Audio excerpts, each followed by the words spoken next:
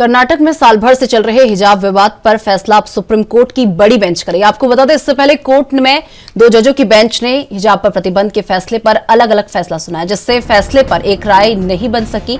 Karnataka high court ने 15 मार्च को कक्षाओं के अंदर हिजाब पहनने पर रोक लगाने के फैसले के खिलाफ सुप्रीम कोर्ट में कई याचिकाएं दाखिल की थी। और दरअसल आपको बता दें कि देश को आज हिजाब पर अहम फैसले की उम्मीद थी, लेकिन 2 जजों की बेंच की एक राय नहीं बन सकी। बेंच ने 11 सवाल तय कर मामले को बड़ी बेंच के पास भेज दिया। जस्टिस हेमंत गुप्ता और जस्टिस सुधांशु धुमलिया की 2 सदस्यीय बेंच ने 10 दिनों तक मामले में सभी पक्षों की दलील सुनने के बाद 22 सितंबर को इन याचिकाओं पर अपना फैसला सुरक्षित रख लिया। बेंच ने अपने खंडित फैसले के मद्देनजर निर्देश दिया कि हाईकोर्ट के फैसले को चुनौती देने वाली इन याचिकाओं को एक उचित बड़ी बेंच के गठन के लिए मुख्य न्यायाधीश के समक्ष रखा जाए। और बेंच ने संविधान के मूल अधिकारों को लेकर सवाल तय किए थे। और जस्टिस हेमंत गुप्ता ने अपने फैसले में अपील को खारिज कर दिया, जबकि जस्टिस सुधांशु धुलिया ने अपनी अपील को स्वीकार कर लिया और हाईकोर्ट के फैसले को रद्द कर दिया।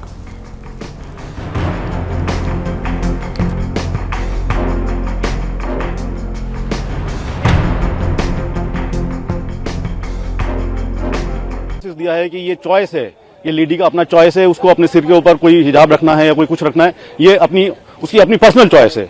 और तीसरा उन्होंने जो एम्फेसिस दिया है वो है उसकी बच्ची girl education for girl child के ऊपर उन्होंने एम्फेसिस दिया है कि इस टाइप की कोई प्रैक्टिस वगैरह जो है वो अगर बच्चा कर रहा है तो उससे उसकी एजुकेशन पर रुकावट ना आए, ये चीज के ऊपर उन्होंने एम्फेसिस दिया है।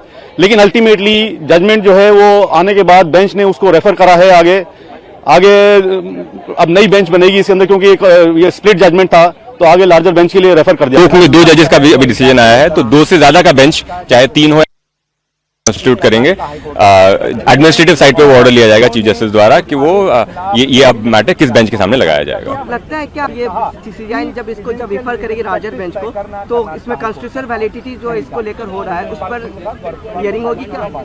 जितनी बहस अभी इस बेंच के सामने हुई थी वो सारी बहस फिर दोहराई जाएगी, क्योंकि मैटर जो है नए सिरे से बहस किया जाएगा नए बेंच के सामने। तो आपको क्या आगे और आज का जो फैसला है उसके बारे में क्या कहना है सर, जो ये स्प्लिट वर्डिक्ट है? तो उसमें भाई 2 जजेस ने अपनी अपनी राय दी है। एक ने, जस्टिस गुप्ता ने ये तो नहीं बताया कि उन्होंने कि किस बिना पर अपील से डिसमिस करने का प्रस्ताव रखा, लेकिन यह है कि वो तो उनका जजमेंट पढ़ के हमको पता चलेगा। क्या सवाल उठते हैं, क्या संवैधानिक सवाल उठते हैं, ये उन्होंने हमको बताया। वो संवैधानिक प्रश्न 11 उन्होंने हमको पढ़ के सुनाए। जस्टिस धूलिया ने कहा कि उनके ख्याल से ये जो सवाल था वो धर्म और धर्म के लिए क्या एसेंशियल है उसका नहीं था। ये सवाल जो था वो शिक्षा के अधिकार का था, ये सवाल था फ्रीडम ऑफ एक्सप्रेशन का, ये सवाल था धर्म के अधिकार का। और उन्होंने कहा कि जो उनके दिमाग में एक बात बहुत ज़्यादा जिसने उनके जजमेंट को इन्फ्लुएंस किया वो ये थी कि अभी जो भारत में जो बाल विद्यार्थी हैं, जो गर्ल स्टूडेंट्स हैं, क्या उनका जीवन हम इस जजमेंट से किसी तरह आसान कर रहे हैं, इस ऑर्डर से हम आसान कर रहे हैं, या क्योंकि उस गर्ल चाइल्ड का, उस गर्ल स्टूडेंट का, उस शिक्षिका का जीवन जो है वो भारत में ऑलरेडी बहुत ज़्यादा मुश्किल है। तो उन्होंने कहा कि हम क्या उसके जीवन को आसान कर रहे हैं और मुश्किल कर रहे हैं, एक ये और उसमें एक सवाल लगा के कि वो हिजाब पहन के पढ़ने जा सकती है नहीं जा सकती। तो उन्होंने कहा कि इसलिए उन्होंने कहा कि उसकी शिक्षा के अधिकार के लिए उन्होंने ज़रूरी पाया कि ये जजमेंट और ये ऑर्डर सेटिस्फाइड किया जाए।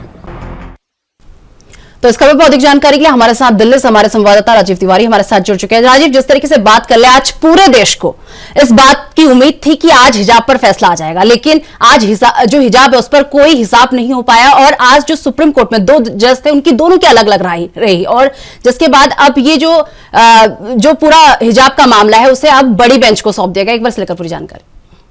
देखिए, बिल्कुल सही कहा आपने। यहाँ पर बात करें जिस तरीके से हिजाब को लेकर सुप्रीम कोर्ट के अंदर सुनवाई थी, और सुनवाई के दौरान कहीं ना कहीं 2 जजों की जो बेंच थी उसके अंदर कहीं ना कहीं फैसला लेना था कि हिजाब को किस तरीके से लागू रखना है, या फिर जो पहले से कर्नाटक कोर्ट के द्वारा जो ऑर्डर पास किया गया था कि वही लागू रहेगा। मगर यहाँ पर दोनों जजों की जो राय थी वो अलग अलग देखने को मिली। एक ने जरूर समर्थन किया कर्नाटका कोर्ट को, और दूसरे ने कहीं ना कहीं हिजाब मामले को कहीं ना कहीं आगे जो है वो लागू रखने की बात की गई, मगर यहाँ पर दोनों जजों की जो सहमति थी वो नहीं मिलती नजर आई। इसीलिए कहीं ना कहीं अब सुप्रीम कोर्ट के जो सीनियर जज होंगे उनके पास इसकी कहीं ना कहीं अब इसको केस को भेजा जाएगा, और कहीं ना कहीं देखना होगा क्या हिजाब जो है वो दोबारा से लागू रखा जाएगा या लागू को उसको हिजाब को कैंसिल किया जाएगा। यानी कि सीधे सीधे कहें तो कहीं ना कहीं हिजाब के लेकर जो बड़ी कार्रवाई थी वो कहीं ना कहीं अभी थमती हुई नजर आ रही है, और लगातार कहीं ना कहीं कोर्ट के अंदर भी इस मामले के अंदर लेकर खींचातानी देखने को मिली, क्योंकि दोनों जज जो थे वो आपस में कहीं ना कहीं मतभेद देखने को मिले दोनों जजों के। जी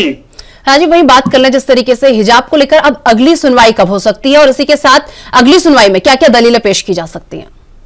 देखिए बिल्कुल सही कहा आपने। यहाँ पर बात करें जिस तरीके से सुनवाई के दौरान जो दोनों जजों की जो कह सकते हैं जो मतभेद थे वो देखने को मिले, और कहीं ना कहीं उस फैसले को जो आगे तक लागू रखने के लिए कहा गया है, मगर अभी ये सुनिश्चित नहीं हो पाया कि कोर्ट की तरफ से अगली सुनवाई कब होगी। मगर हाँ ये जरूर है कि कोर्ट जो है यानी सुप्रीम कोर्ट की तरफ से जो फैसला होगा बड़े जजों के द्वारा वो कहीं ना कहीं मान्य होगा। अब देखना होगा उसके द्वारा क्या फैसले लिए जाते हैं, या फिर हिजाब को जो कॉलेजों के अंदर बात करें, स्कूलों के अंदर बात करें, जो लागू था वो उसको हटाया जाएगा, या फिर आगे इसी तरीके की कार्रवाई देखने को मिलेगी। मगर कहीं ना कहीं जो सुप्रीम कोर्ट का जो अहम फैसला होगा वो सबको मान्य होगा। जी राजीव, क्या कुछ पता चल पाया है कि जस्टिस हेमंत गुप्ता ने जो है अपील खारिज कर दी? क्या कारण रहे कि ये अपील खारिज कर दी? एक ने तो एक्सेप्ट कर ली लेकिन दूसरे ने खारिज कर दी।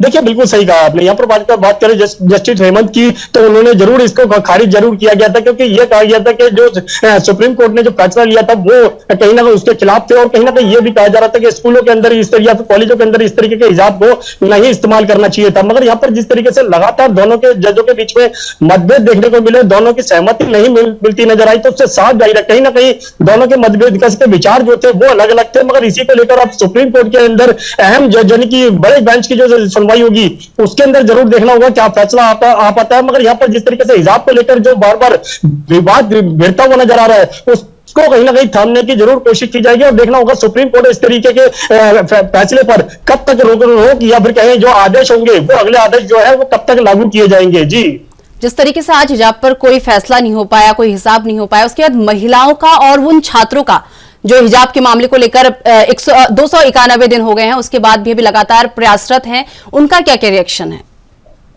देखिए बिल्कुल सही कहा आपने। यहाँ पर बात करें महिलाओं की या फिर जो स्कूलों कॉलेजों के अंदर जो पढ़ने वाली छात्राएं हैं उनकी तरफ से जरूर देखने को मिला, क्योंकि बार बार हिजाब को लेकर जो मुस्लिम समुदाय की लोग लड़कियां थी वो जरूर इसका समर्थन कर रही थी, मगर कुछ हद तक तो इसका विरोध भी कर रही थी, क्योंकि स्कूल कॉलेजों के अंदर जो एक यूनिफॉर्म होती है अगर उसके ऊपर अगर बुर्का यानी कि इसका हिजाब पहन लिया जाता है तो फिर वो ना तो वो स्कूल के लगते हैं ना ही कॉलेज के लगते हैं, और वो कहीं ना कहीं एक अलग ही धर्म से नजर आते हैं। मगर यहाँ पर जिस तरीके से स्कूल कॉलेजों की बात करें, जिस तरीके से लगातार एक यूनिफॉर्म बनाई जाती है उसी यूनिफॉर्म के माध्यम से ही बच्चों तक पढ़ाई दी जाती है, मगर यहाँ पर अलग अलग जब बांटने की कोशिश की गई थी उसको लेकर जरूर याचिका लगाई गई थी। मगर अब देखना होगा कि यह जो सुप्रीम कोर्ट के अंदर जो फैसला आएगा वो कब तक आएगा और इस फैसले के ऊपर क्या कार्रवाई की जाएगी। जी चलिए राजीव, बहुत बहुत धन्यवाद हमारे साथ जुड़ने के लिए और ये तमाम जानकारी हमारे साथ साझा करने के लिए।